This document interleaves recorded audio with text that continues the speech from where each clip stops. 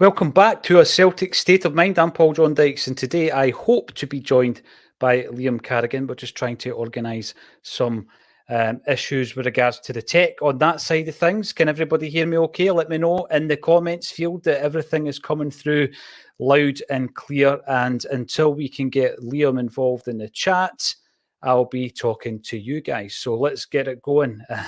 Has Big Gustaf landed yet? We're going to be talking about that today.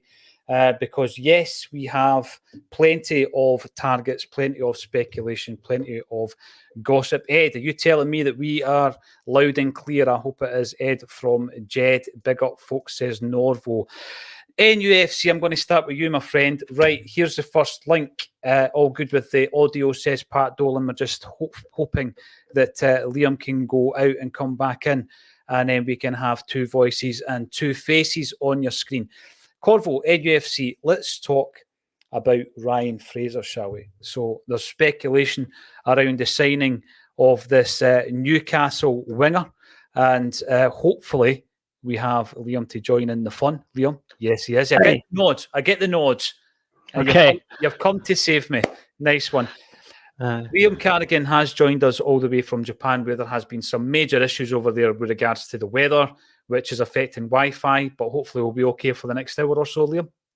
Yeah, with any luck, the typhoon won't blow my house down until at least 10 o'clock local time, so we should be all right. Fingers crossed. The thing is, Liam, you sound better than ever, I've got to say. So you've obviously got your new kit up and running, and you are sounding tremendous. Just as you were frantically getting everything sorted out at your end, I brought up Corvo NUFC, who has been a regular contributor into the comments section of the YouTube channel. And the reason I'm doing that is because of the links to Ryan Fraser. I've asked Corvo to give us the inside track on Ryan. There seems to be an issue there with Eddie Howe. He's fallen foul of the management of Eddie Howe. They don't get on. They don't see eye to eye. This is a winger, Liam, 29 years of age. We know all about him from his period at Aberdeen and the Scotland national team. He can play primarily left wing, can also play on the right wing. I'm looking at this type of signing, and I'm looking at all the different speculation and links that we've had this pre-season. People saying that they're underwhelmed, etc. This is us going to one of the richest box office leagues that there is. We're looking at a player who we know can do a job. We've seen him doing it internationally. Yet, some are unhappy with this. Why is that, do you think? Why do you think that is, Liam? Well, I'm going to say something that's maybe a wee bit detrimental to myself being where I am, but the fact that he's not Japanese or Korean probably makes him a wee bit less interesting for a lot of people. Mm-hmm. I do think there is that exotic nature of signing a player that we don't know much about and then seeing them burst onto the scene, a la Kyogo or Daisen. But unfortunately, we know exactly what Ryan Fraser's all about. And I rate him. I think he's a great player. I think he would definitely be a very good addition to this squad. But he's not a player that's going to excite a lot of people. And he's also a guy who, wages-wise, we're going to have to pay a fair whack for. And I think the issue a lot of people have is that it's been proven in the last couple of years, you can get players of a similar level, if not a similar level of experience, for a hell of a lot cheaper if you go to these more obscure markets. Mm-hmm. And we have prepared to dip our toe into these markets. They have worked largely well. I think we might talk about one of the signings who hasn't worked so far, Liam. I'm really keen to hear your thoughts on Kobayashi later on. But you're right. You dip your toe into these markets. Interestingly enough, and I'm pretty sure we'll talk about left backs throughout the 1 hour conversation, Liam. You get an insight into the wages. There's always these estimated wages that certain players are on. But obviously Bernabeu was at court, or his case certainly was heard at court. And you get an insight into the fact that we brought this left back over who's got youth on his side. And I mean that in terms of early 20s, £4 million investment in terms of the transfer fee. But he apparently is on 20 grand a month. And I know that, when you think about the average salary that a Celtic player is on, a couple of years ago, we were talking about something around the 15, 16K mark. And I'm talking first team players, Liam. So that is surprising, but that shows you why we tap into these markets as well. It's not just about the sale on, is it? No, I mean, prior to the contract extensions in the summer, I would have guessed that Kyogo and Dyson would have they've been in a wee bit more than that, but it wouldn't have been more than probably 10 or 15 grand a week, I would have thought. Because, that's the going rate for a top class player in Japan. So, the big motivation for them is to come to Europe and show that they can do it at a higher level. And the money comes with the performance. I think it's very telling that those two got new contracts in the close season, but thus far Rio Hatate hasn't. I really hope it turns around for him, and this is just a wee mood that he's in or something, but I don't like the way that he seems unhappy. There's no talk of a bigger contract for him, and yeah. But what I can say on that, just to slightly go off on a tangent, there has been nothing in the press over here linking with Brighton, apart from the fact that his mate plays for them, which is exactly the same story the Daily Record ran with 9 months ago. So yeah. Well, that's something that we've got to speak about, is the situation we currently find ourselves in with Rio Hatate. Whether or not that's going to be a short or a medium-term issue for Celtic, or indeed if it's going to come to a conclusion in this transfer window, Liam. I have said, and I'll say it again, I just think Hatate for me, and by the way, we'll talk about O'Reilly and his, and I'm not going to say the resurrection because there was nothing wrong with his performances last season, but he's been a revitalised player so far this season, I think, O'Reilly. On the flip side of that, Hatate, he's a type of player that I would have been excited about working under Brendan Rodgers. I thought to myself, well, if you've got a player who has bags of potential and they need to tap into different elements of their game that will allow them to take that to another level, I'm thinking Abada, O'Reilly, Hatate. But unfortunately, we've not seen it with Hatate. So in terms of the facts, let's look at the facts then. He's been left out the first two competitive games. He's come on and performed in both of them and unfortunately got injured against Aberdeen. We then try and look at his body language. We try and do that. I mean, Rio's hard to read, Liam. He's a very hard guy to read anyway, I think, because even when he's happy, it's hard to know what he's thinking. People have commented on that in the past. But, we yesterday spoke about guys agitating for moves. That's maybe a too much of a strong term when it comes to Hatate because we don't know what's happening behind the scenes. But we haven't heard, Rodgers hasn't come out like he has done with Abada and O'Reilly, even Bernabe, and spoken about the player insofar as that he's in his plans. He's basically just saying, he knows what he needs to do to get into my team. So I've got to say I am a bit concerned, and I think the first sign was the fact that his countrymen signed a new deal. Hatate hasn't yet signed a new deal. What's your gut on this one, Liam? I mean, I raised concerns back at the beginning of June when Japan came over to play the Kirin Cup. There was I just noticed in the interviews that Kyogo was very positive about Celtic, so was Dyson. Hatate was just like, oh yeah, well, yeah, I'm ready to go for next season, whatever. He didn't actually mention Celtic by name, and he seemed a wee bit grumpy. Now, granted, when I've just got off a 12-hour flight to Narita, I'm a wee bit grumpy as well, so you can forgive that. But I'm going to assume he's flying a wee bit better than economy class British Airways, like I usually do. So but yeah, just something didn't quite ring right there. And then, sure enough, that has played out over the following couple of months, where he's definitely seemed out of sorts. I don't know, but the fact that there's not a slew of clubs in for him might just give the player a wee bit of a reality check as well, and maybe he'll show a wee bit of humility and say, you know what, maybe the new gaffer's right. Maybe I need to just knuckle down and change my game a wee bit here, because Brendan Rodgers can certainly make him a better player.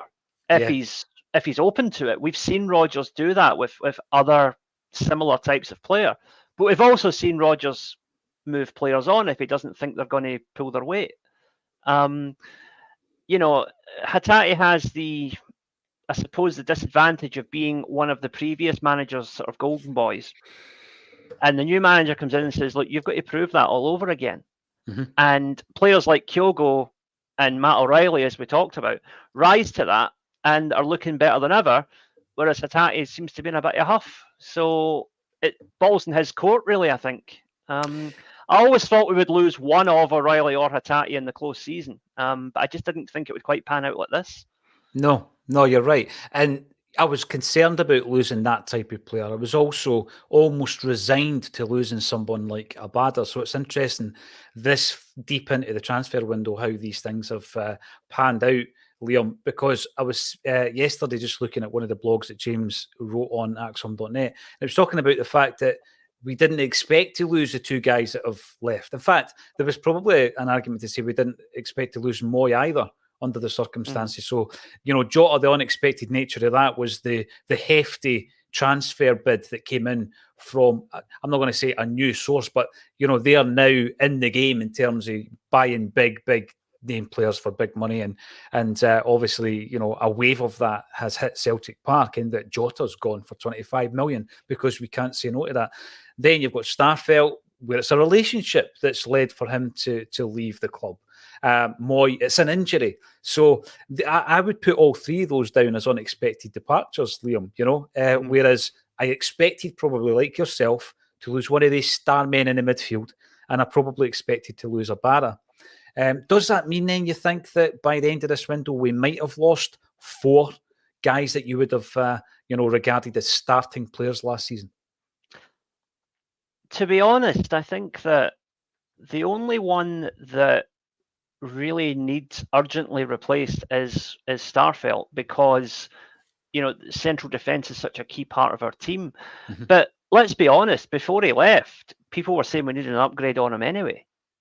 Nothing against Carl Starfelt, gave his all for Celtic while he was here, and I wish him and his lovely lady all the best. But the fact is that a lot of fans were agitating for him to be replaced anyway. So I think that's not necessarily going to alter our signing policy that much, because we would have looked to bring in another centre back anyway, because Kobayashi, jury's out on him. I think most of us kind of agree that Stephen Welsh, wholehearted guy, but maybe not quite what we need at European level. We want another Cameron Carter-Vickers. We want another player of that level. Could Navrocki be that guy? Might well be, but we're going to have to wait and see. That's going to take time, and especially if those two don't get as much game time together as we would like in the next couple of weeks because of Carter-Vickers' injury. So, yeah, it's all a wee bit up in the air at the moment, but definitely another centre-back's coming in, and I think was going to come in anyway before Starfelt went, so we might even see 2 come in now. Yeah, we've seen that in the past, haven't we? When Celtic have been in for a player, we end up signing 2. I always remember we've done it with a couple of strikers around about the John Guidetti. Remember him? John Guidetti. And we signed a couple of strikers. We're obviously so far into negotiations at that point. But I think that when you also look at the Hatate conundrum, Liam, I'm of the view that we're a better side when he's playing. I mean, absolutely.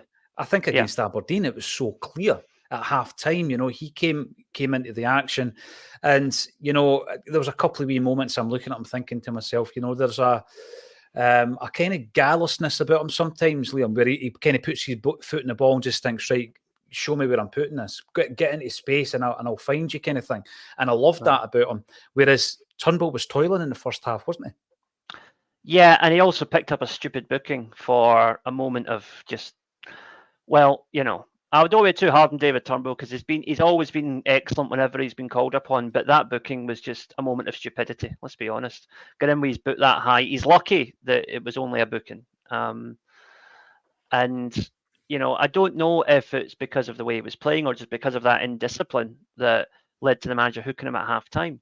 Mm-hmm. Because there's a dual dynamic here, and of course I'm not Brendan Rodgers, so I don't know which one he's going with here, but is David Turnbull starting recently purely because he has been excellent pre-season, which he has, or is it more to give a rocket up Rio Hatate and just get him to kind of pull his weight a bit more? Could be a bit of both. I don't know, but I noticed it was I think Brendan Rodgers agrees with us that Hatate is clearly the better player, because as soon as the chips were down, Turnbull got hooked and Hatate was right in there. Mm-hmm.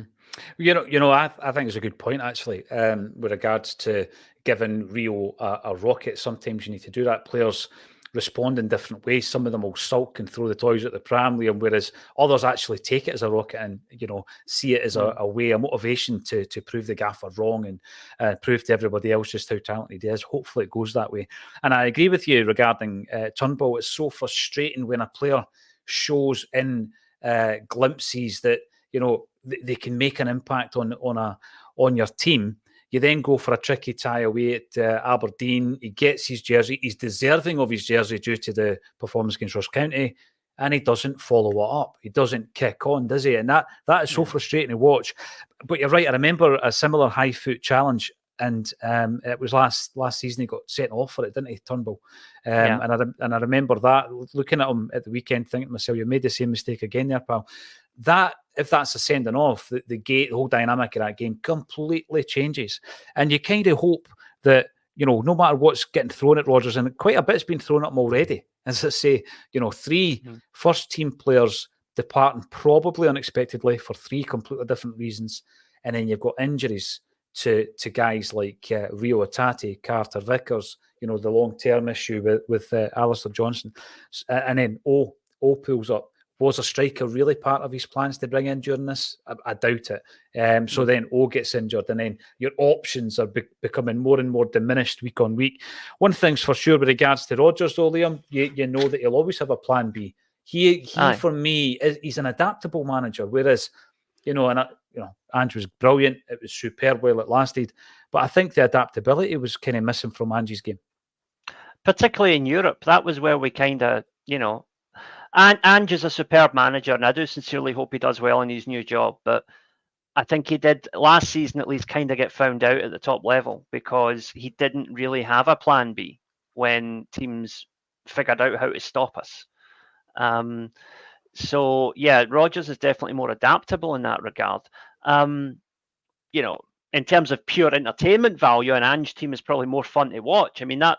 I watched the Spurs-Brentford game at the weekend there, and that was a fantastic game of football, but I was not sure who was going to win. But, what we need is results, and I think Brendan Rodgers is perhaps better placed to get us those results, particularly in the upper echelons of competitions, be it Europe, Cup finals, whatever.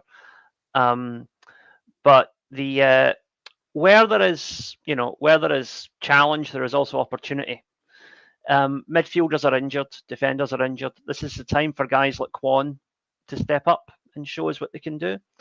Possibly even Kobayashi. I don't know where he is fitness-wise, but he's going to be in the squad now, at least if he's fit, because he has to be until we sign another centre-back. Liam, I think the best example of what you've just said there is Tony Ralston, right? So Tony Ralston was the only option. I keep saying that. I know Leo Connor, remember him? He was in the building. He ended up going to Tranmere. But we only had one right-back option, unless you wanted to play Stephen Welsh out of position. And I think Stephen Welsh had kind of been mismanaged anyway, so that would have been a bad idea for him on an individual basis up to that point anyway. So Ange, he throws all his trust in Tony Ralston. And I remember the gasps of disbelief when that was what we were doing at that point. And you're thinking, this must be short term.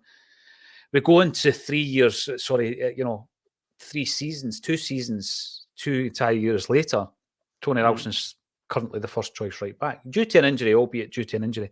But it showed that sometimes in adversity, something good comes out of it, like you say. And you would hope that under all these circumstances, even if one of the guys you've mentioned there starts to shine in the first team, then we've won a watch, because they wouldn't have got their opportunity this early. I'm going to finish off with the Ryan Fraser one then, I guess. And I'm looking at a player like him. To take him, to get him from Newcastle, who obviously seem pretty keen to offload him, Liam, you're getting to a point there where the wage bracket is going to be stretched. It's going to be absolutely battered if you bring a player in. And it's simply because of where he's coming from. He's coming from a league where who knows what kind of wage this fella's making, because the wages are incredibly elevated down south. And I think that's the biggest issue. If you were going to really push the boundaries in terms of bringing someone in who's going to be, if not the highest earner at the club, in the top 2 or 3, no disrespect, I don't think it's Ryan Fraser we'd be looking for. I think that's the big issue for me, is the wages. Yeah. I don't know if Ryan Fraser's a Celtic fan. I mean, that shouldn't really matter. People talk about signing Celtic men, whatever. I always think that's a bit cliche and a bit outmoded, to be honest. But would he be willing to take a significant pay cut? Because he's going to have to take some kind of pay cut, because we're not paying him 65 grand a week. That's definitely not going to happen.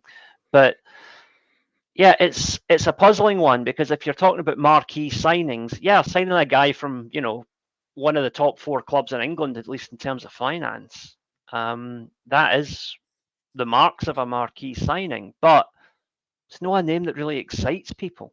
I think he's a good player, and like I said, I think he would be an excellent addition to the squad. Based purely on what he's done with Scotland in the last few years, I've liked what I've seen. I've always thought, if Celtic could have got him for a decent price, it would have been good. But as soon as he went to Newcastle for mega bucks, that kind of killed that notion. But now that he's possibly going to go for nothing, I mean, it's all good. Like you say, it's all going to come down to wages, and he's going to have to take a hit on that. How badly does he want first team football? How bruised would his ego be about giving up on the Premiership in England and coming to the Scottish Premiership? Some players don't necessarily. Some players might see that as a failure, and I think anybody who views signing for Celtic as a failure, that's not a good way to start your Celtic career. So no, right. I don't know. I really don't. I'm in two minds about it. The player I like, and I think he'd be good for us, but I don't think the money is justified. Like you say, we could get much better for that. If we're operating in that kind of bracket, we could definitely get better. But the question is that why we gave Kalmack and Kyogo and Dyson those better deals? Is it because we know we're going to be pushing the boat out and paying more wages this season, and we don't want to piss off our main stars? You mentioned it at the time. I remember you saying that at the time, Liam. And it's a good point, because there are a couple of names that are circulating around the world of Celtic in terms of gossip, target speculation. And we've spoken about this before. You try to go to the source. You try and see how credible is this by going to the source. But when it's a player who's coming from, as you say, the EPL, and there's absolutely no doubt that Brendan Rodgers will be interested in players from that area, then we need to push the envelope. And perhaps that was, something, a prelude to that. One thing I've not mentioned, because obviously we were trying to sort out the technical issues when you were coming in there, Liam, and by the way, you sound tremendous, is that you are a permanent member of the Celtic Down Under team. Celtic Down Under, I think the growth over the last couple of years has been phenomenal. It's been great to have a link in with you guys. And I think it was Jared, actually, from Celtic Down Under, who pointed out with regards to my own feeling that we needed a left-sided attacking player, another left winger.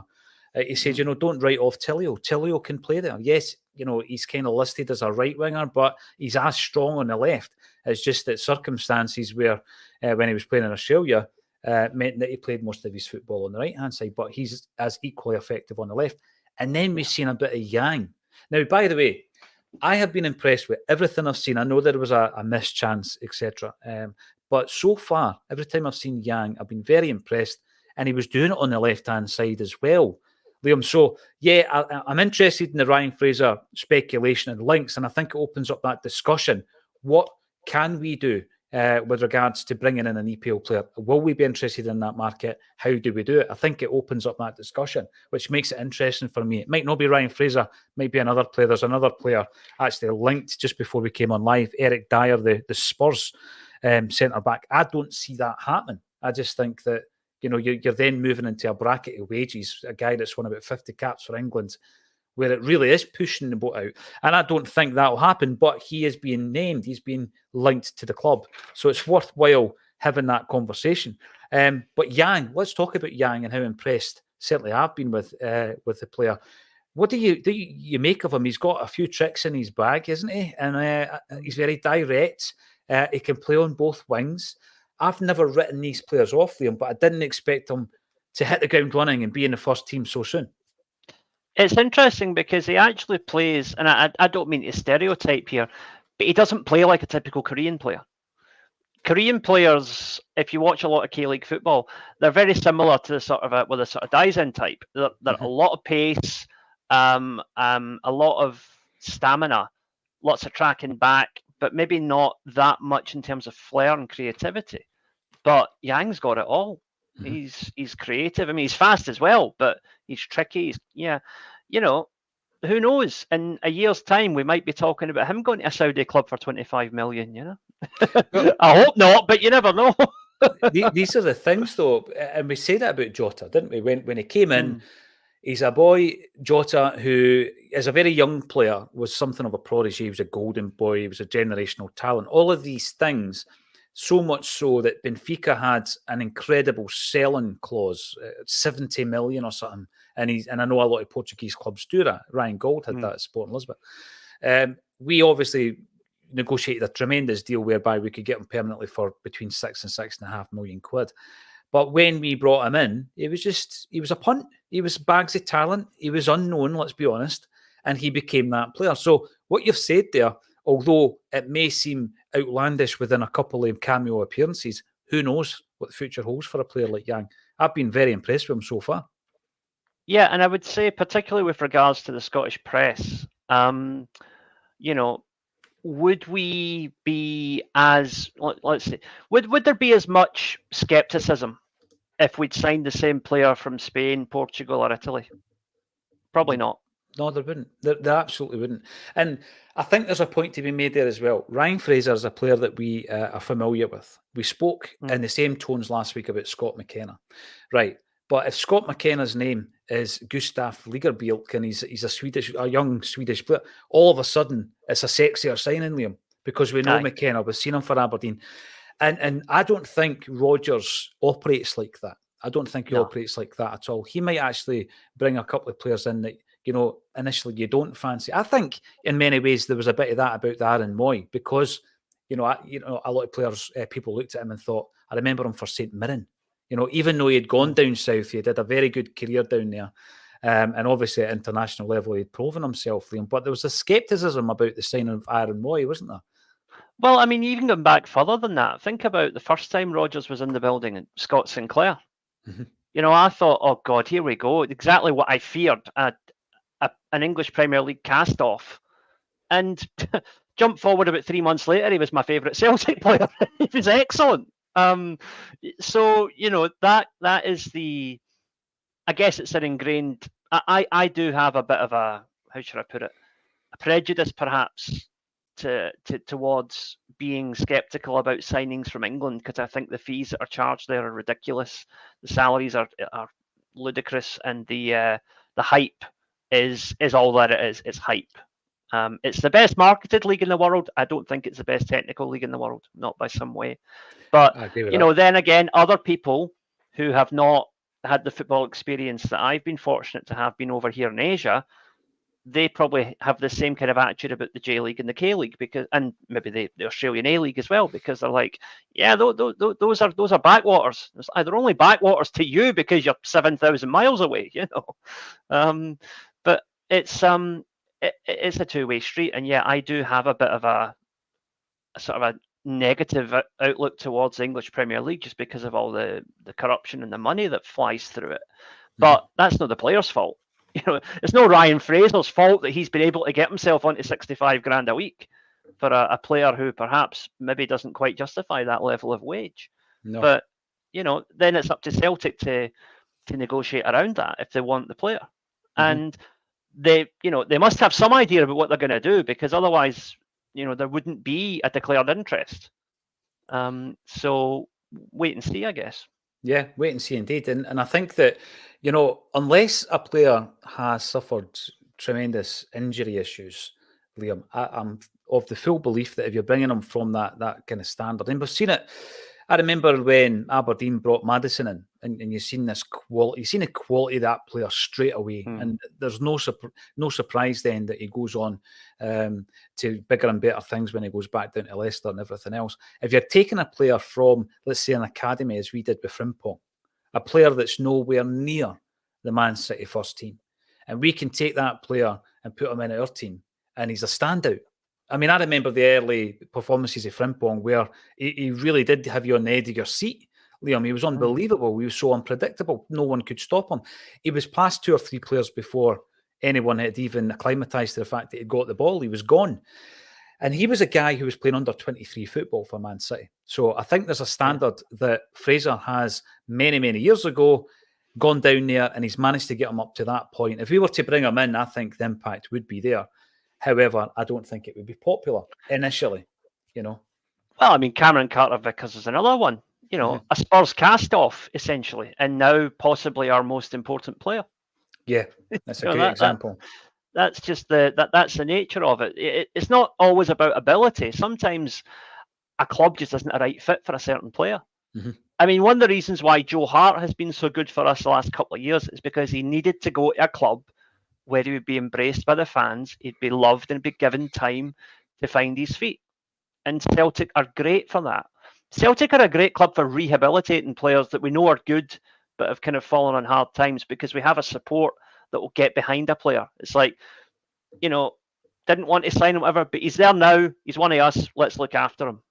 That is the Celtic support's biggest strength. Yeah, I'd agree with that. And I want to talk about Joe Hart, definitely, during today's broadcast. We're about half an hour in. It's myself and Liam Carrigan. Liam is wearing what could only be described as an absolute classic Adidas jersey. And, it's got me thinking, though, Liam, right? When Adidas came in and got the manufacturer's deal with Celtic, so we'd gone through Umbro, Nike, New Balance, and Adidas. That's it, isn't it? I've not missed anybody out. We've only had 4. We've only had 4 kit manufacturers. Yeah, I mean, you could argue that back in the 70s, I believe Admiral made replica Celtic kits. They did. They did. But official first team kit suppliers, yeah, that's it. We've only had those ones. The 4. And the thing is, Admiral actually forced Umbro to introduce the double diamond onto the jersey to say, this is the real deal. That's where that came in. However, I'm looking at that jersey and I'm thinking to myself that there's the throwback, where they release a kind of 1990s gear, and then you've got all that training stuff. You've got, 3 goalie tops. You've got 3 first team jerseys. Then you've got the commemorative top, which I think's coming out next month with the green and white hoops. I would be up for the old retro range, with regards to Adidas. Imagine every team that was with Adidas right now replicated that top you've got on right now in their own colours with their own crest. Did the kind of same thing with the old Netherlands 1988 top, the one with the chevrons. I think West Germany also had the away kit like that. And Russia and America. About half of the big nations in the world had it at one time or another. Aye. Was America's the kind of denim grey style? Was it? America was an interesting one, because America was the same shade of blue as East Germany, but the chevrons were inverted. Is that right? Yep. The USA 1988 jersey is the only Adidas jersey of that template where the chevrons are essentially upside down, because they saw that the East Germans and the Soviets had the same pattern, and they're like, we can't wear the same shirt as the commies, so they changed it. That's how they changed it, right? I need to check that. I have never noticed that.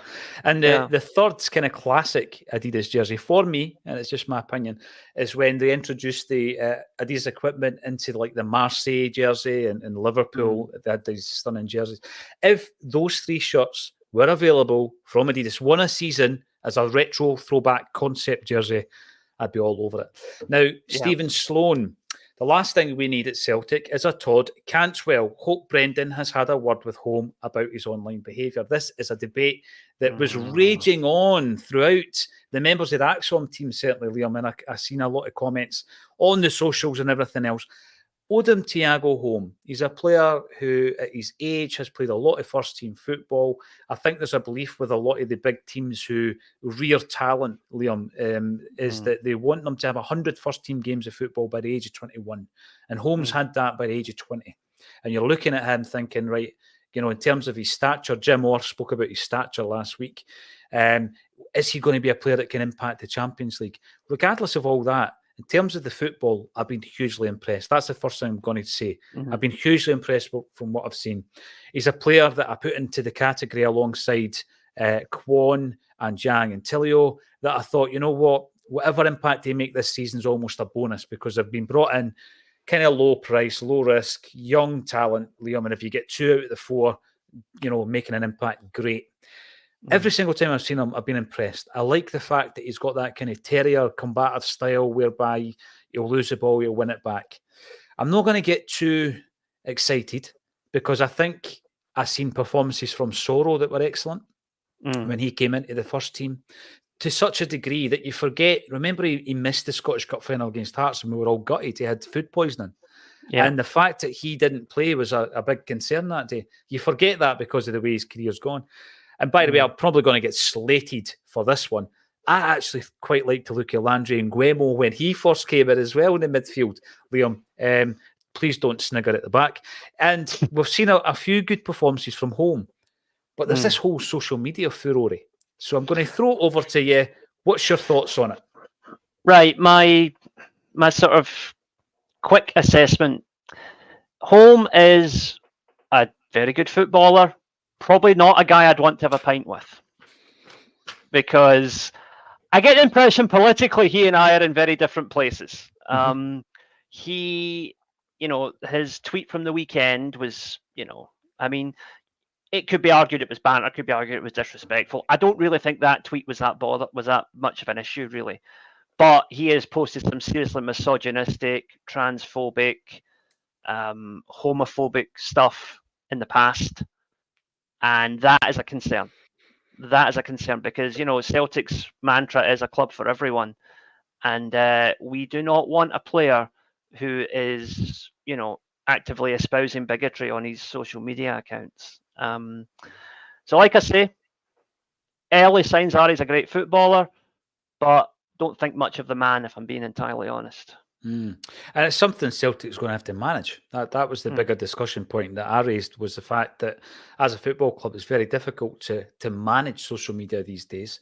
There's got to be an element of freedom, but with that freedom comes responsibility. And I think when you're representing a club like Celtic, you need to know the very makeup of this club and the beliefs of the club as well. So, yeah, I think that it's a hot topic, Liam, and one the club's got to manage, that's got to deal with it.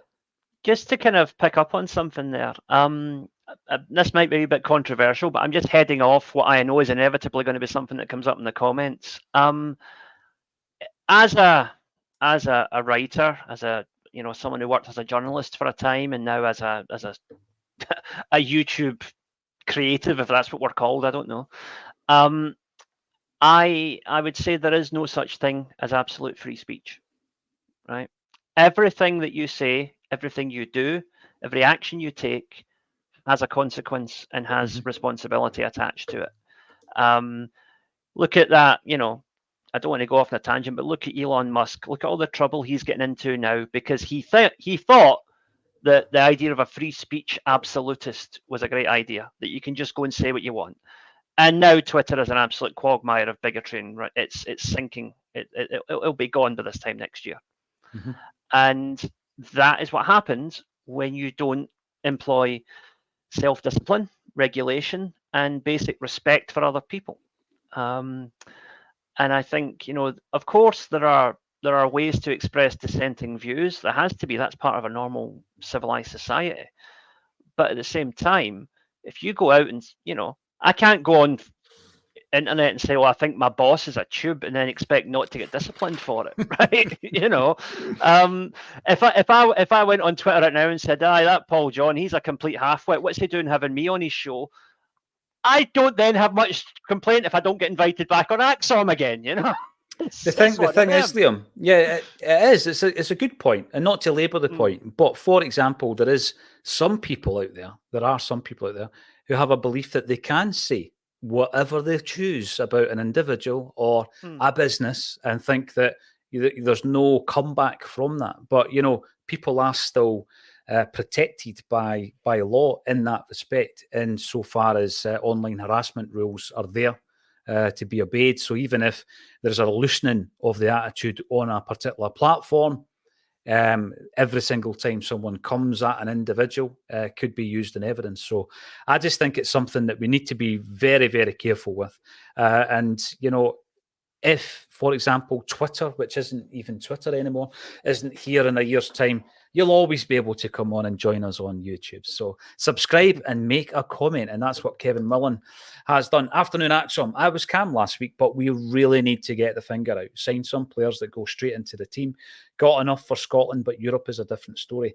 I just feel there's a transition, Kevin. I just feel that, Brendan Rodgers has walked in to something that's a finely tuned machine that's just won a treble, but he has started seeing faults in it. And I'm guessing that's just true in anybody's walk of life, Liam. Any job you go into, you do it your own way. You've got to do it your own way, because if you don't, then you end up blaming somebody else for it not going right. I think Brendan Rodgers has walked into this team and thought, okay, you've won the treble. There's loads I can improve on here.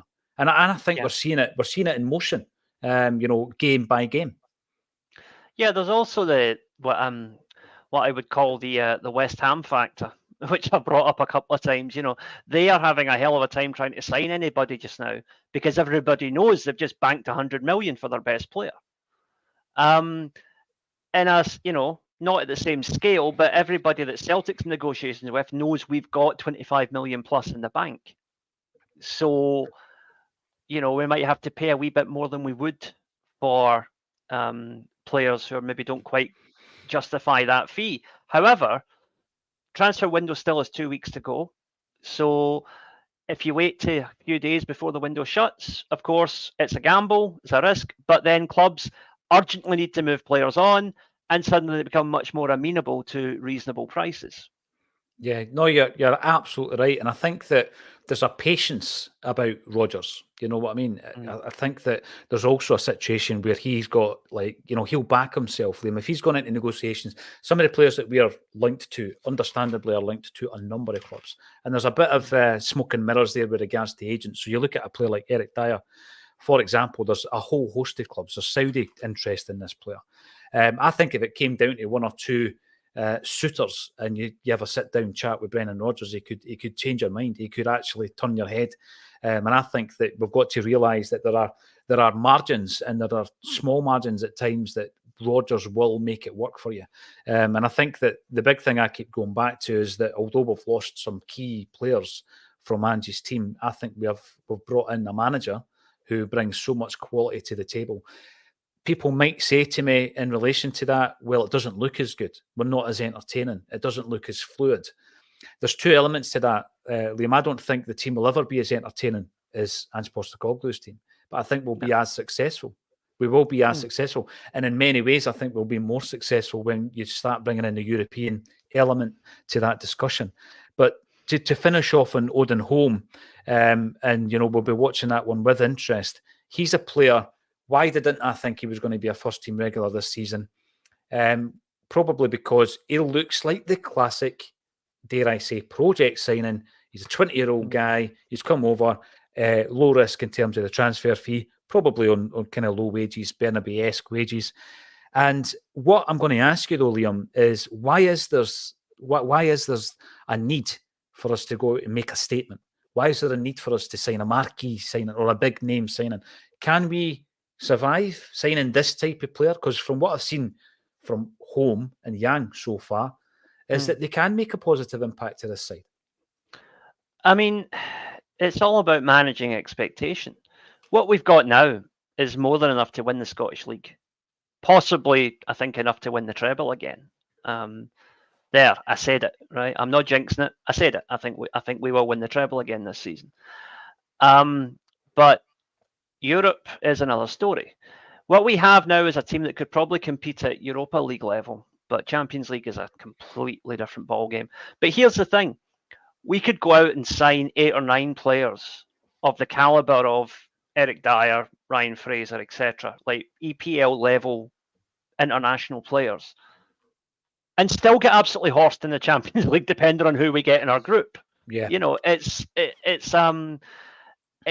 a question of, is it worth gambling 30 or 40 million quid just to end up in the same spot you were in last season?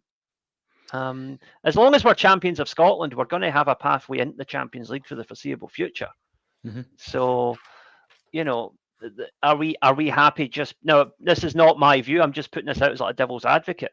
Are we happy just to make up the numbers in the Champions League, or are we going to take the serious investment? And this is going to be more than just a couple of marquee signings. You're going to need about 8 or 9, probably 20 million plus players to seriously make a dent in that tournament.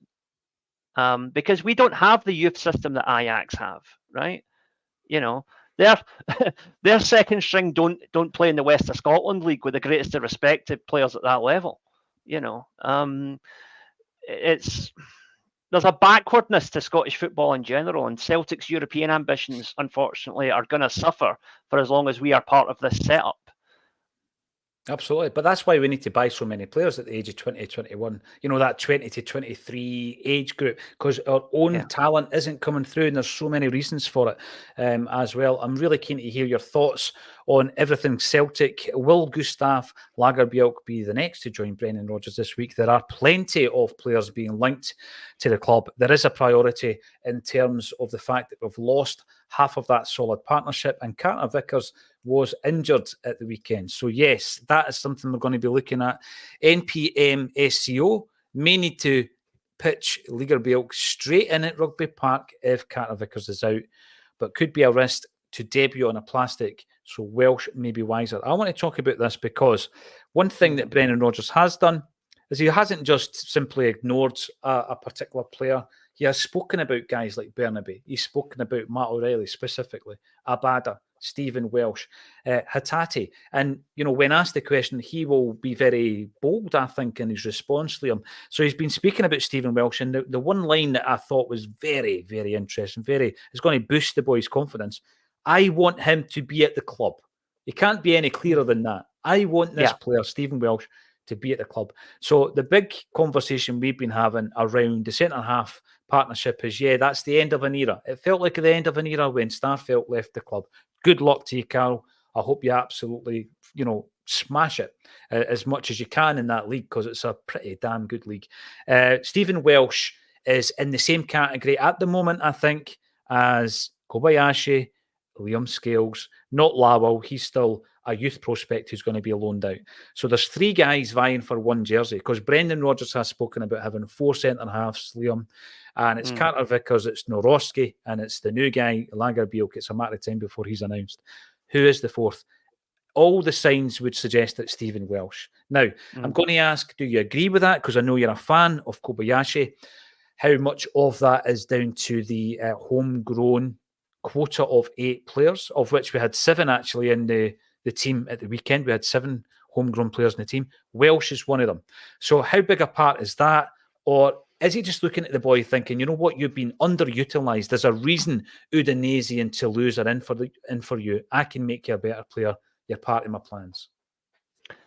I mean, I think it's very telling if you contrast those comments with what Rodgers said the week before when someone asked him about a new deal for David Turnbull. And Rodgers was complimentary, but at the same time very non-committal. He was like, well, he knows the expected level, and if he maintains it like he did today, then that is a discussion we'll have. Yeah. It's like, you've still got, you did well today, son, but you've still got a fair bit to prove. Whereas with Welsh, you just straight out come in and said, I want this boy in my squad. So that is a boost. Kobayashi is one that I really want to see do well, but I'm just not seeing it.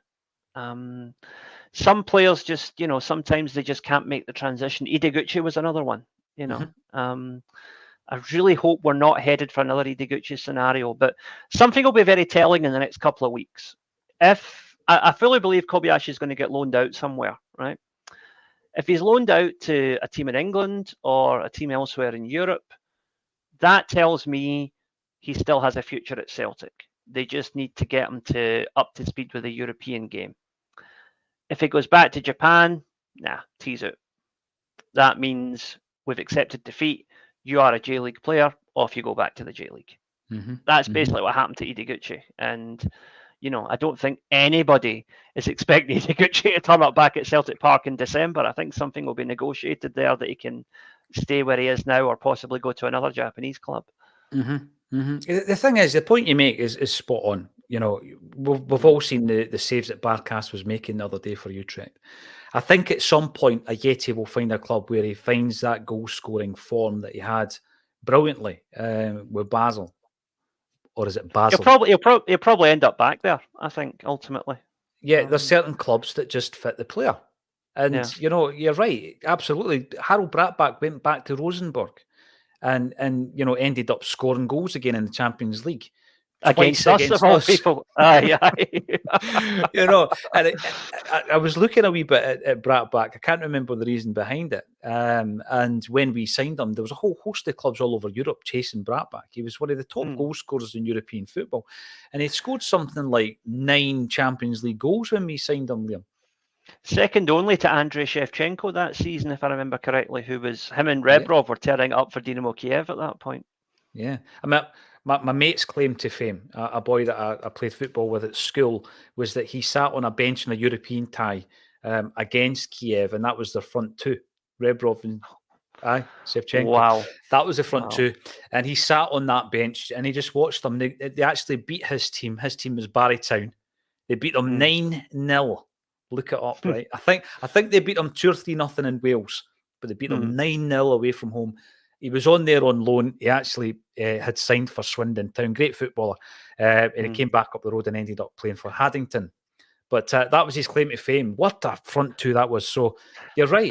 Just to go off on one for a wee second, right? If any listeners are interested in like European football history, there is a fantastic documentary out there, and I've been trying to track down an English version of it for years, but there is an English subtitled version out there somewhere.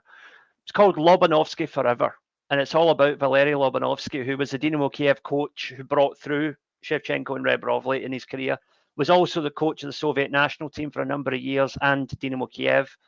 Absolutely amazing documentary. This guy was doing sports science, inverted fullbacks.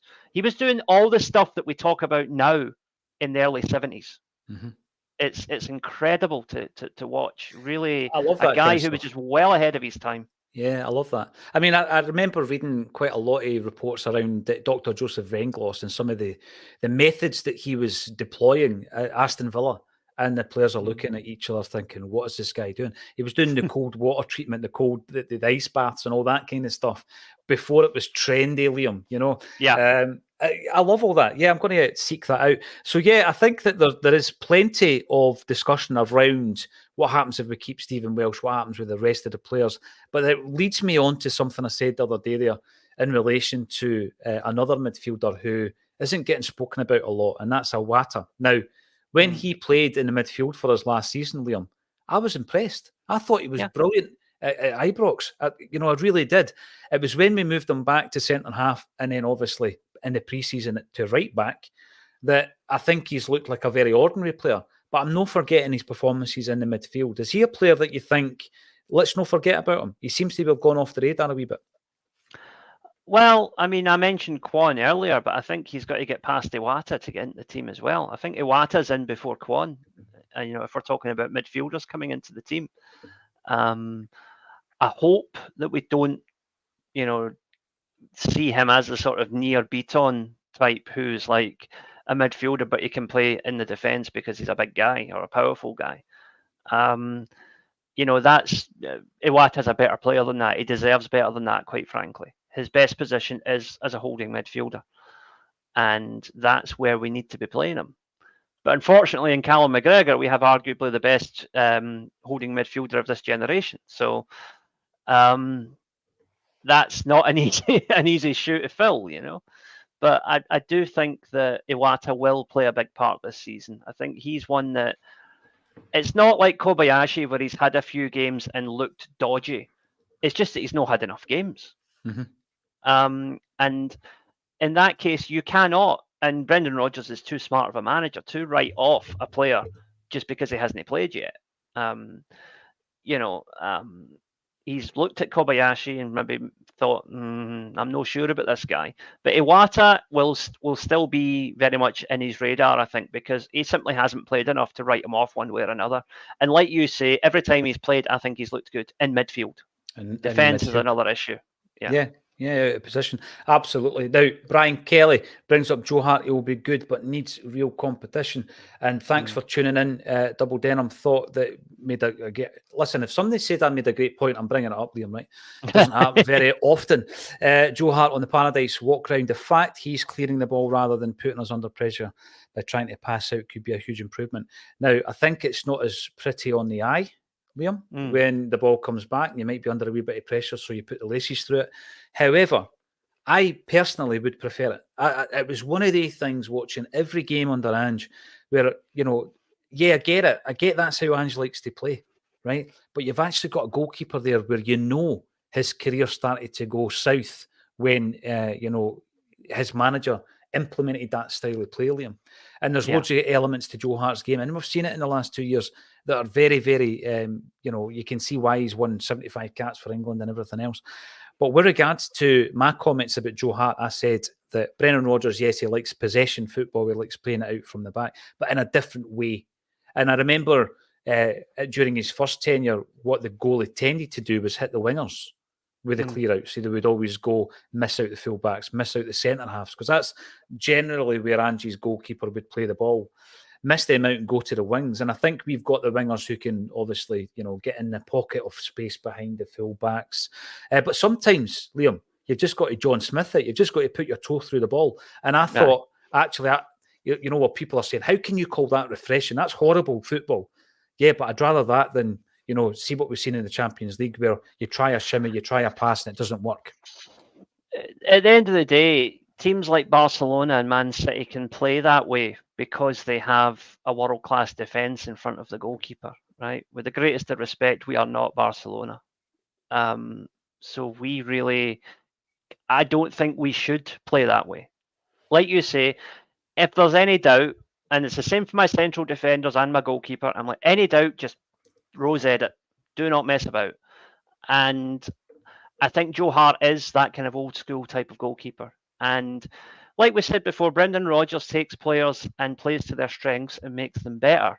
And I think he's realised, look, all right, maybe I'd prefer to have a ball-playing goalkeeper, but Joe Hart isn't a ball-playing goalkeeper. And I'm not going to damage him as a player by trying to make him into something he isn't. I'm just going to play him to his strengths. So he's probably said to Joe, if you're more comfortable, just go along with it. We'll work around it. I think you look back on the Doris de Vries experiment where you bring in this guy who was comfortable with the ball at his feet. He's, to my mind, the only goalie I can remember who was subbed off. He was subbed off in the first half of a game against Kilmarnock, wasn't he? Yeah. Yep. And I can never remember seeing that. And it was Brendan Rodgers basically saying, listen, I've tried it. It's not worked. It's not going to work. Aye. Off you come. And then he goes back to Craig Gordon and he has some great success with Gordon at the back. I think that the Ross County situation where Ralston's tried to play the ball back, and it was a poor pass back, to be fair, put him under pressure. And he's tried to do probably the worst option was to try and take the man on by chesting it past him. He's tried to do that. And that's because for 2 years it's been absolutely drilled into him, Liam. Do not throw the ball into a space. Do not lose possession. Keep possession at all times. And Rodgers has obviously said to him, I don't mind you just clearing that ball. And you know what? Like you say, until we get a goalkeeper who can play that style of football, let's just do. And I think Joe Hart looked a lot better. He looked a lot more comfortable.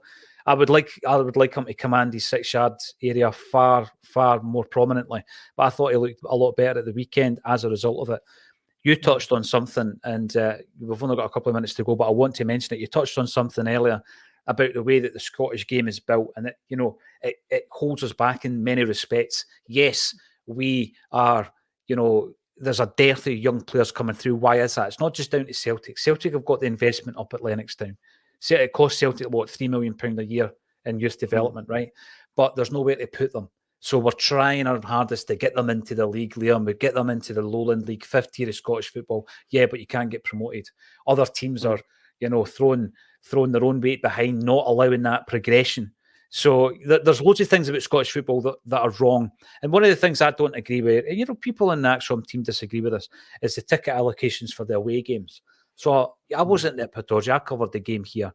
But the Celtic fans that go week in, week out, and those that travel over from Ireland and go to the away games, unbelievable commitment, cost, everything else that comes with that. And then they're justifying why you're not getting as many tickets. And we've heard it from a number of teams now. I watched the game at Pittodrie. There was loads of empty seats. I just don't know how they can justify it, Liam. I really don't. Yeah, it's short-termism, and it's something that really, if we had a governing body that actually had a backbone, they would just step in and regulate it. Like they do in Japan. In the J League, it's mandated that the away support get the area behind one of the goals, which usually amounts to at least 10% of the ticket allocation. Mm-hmm. I think that's all Celtic are asking. Give us the area behind one of the goals at every stadium. We'd be happy. From a business perspective, I still don't get it. I've heard clubs coming out saying that, we benefited from not giving you tickets. And I just look at it, Liam, and I think to myself, yous would rather cut your nose off here. This is unbelievable. And I think people then say, you're selfish, it's all about Celtic. Well, it is for me. It is all about Celtic for me, yeah. But from the simple, business perspective, how can that possibly be a good idea? You know what? Don't bite the hand that feeds you. Sell us as many seats as we can buy. Sell us as many pies as we will eat. Make as much money as you possibly can. It's not just about us trying to get that advantage in the away ground either, Liam. See, that was where I think Livingston, it was either Livingston or St Johnstone, forgive me, I can't remember which one it was, but one of them a couple of years ago said, look, we tried reducing the allocation for Celtic and Old Firm FC, but it came to the point where our own fans were simply not turning up. And we need the revenue. So we're going to give them 2 stands because you as a home support are not filling those stands. So Celtic and Rangers have fans willing to buy those tickets. We need to sell those tickets to remain viable as a business. So we're going to do it. And I wish more clubs would have that honesty and just say, look, if the home support are going to turn up, fine. We won't give them more than 400 or 500 tickets. But if you're not going to turn up, we can't just have empty seats. That's just that's economic suicide. I remember the conversation. I'm bringing up Fraser Smith's point here. It's actually long-termism because that was the point that Alan Burrows made when he was at Motherwell, and obviously he's now at Aberdeen. And the conversation, it didn't rage on. He had a conversation with JP from Acsom because JP goes to a lot of the away games, and Alan broke it down. Fair play to him, by the way, for taking the time to do that. But I think it can only be long-termism when you see 3 or 4 years down the line if it's actually worked. Are you building that community? Are you building the season ticket? Are you building the home fan base up? And by the way, I wish they would. I would love to see full grounds. I look at Hibs and Aberdeen and Hearts and this type of team, Dundee United, even Dunfermline, and I see that there's a potential because they've got big fan bases, these clubs. And Barry Hearn, for example, used to say that there should never be an empty seat at a Scottish football ground. You will do anything possible to make sure there's no empty seats. So thanks for that, Fraser. Great to hear from you as well. Yeah. And thanks everybody for getting involved in the chat. Well over 1,000 live today, incidentally. Thank you very much for that. And your support is always appreciated.